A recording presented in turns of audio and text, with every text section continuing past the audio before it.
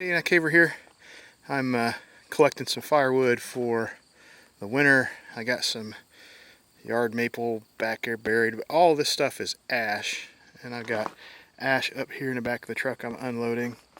And unfortunately, where I live at in Indiana, most of the northern, at least the northern 2/3 of Indiana now, has been invaded by the emerald ash borer, and it's killing all the ash trees, which is really unfortunate because ash trees are really good hardwood, and it's a good burning wood, it's good lumber wood, it's a good tree all around to have in your yard, but they're all dying.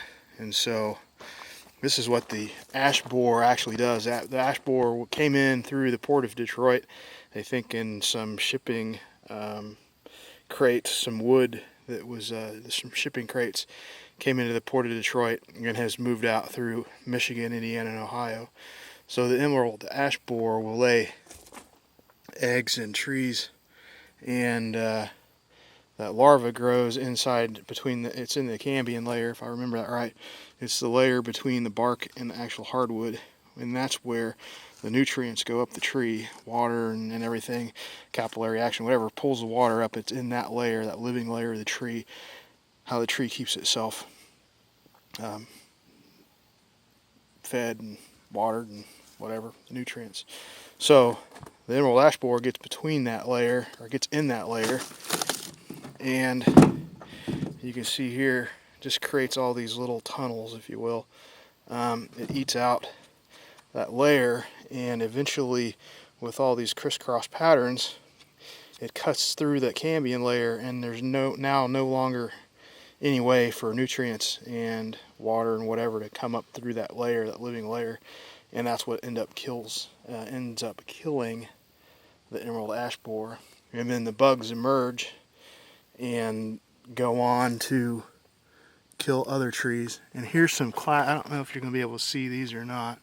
Sort of hard to tell in the video. Right here, get this spun around here. Right here is a classic. Well, another one. They're all over this stuff, but it's easy for me to see, but it's probably difficult for you guys to see. But right there is the classic D-shaped exit hole of the emerald ash borer, and it oh, there's another one. This one will be easier to see. So right, so I get it to focus.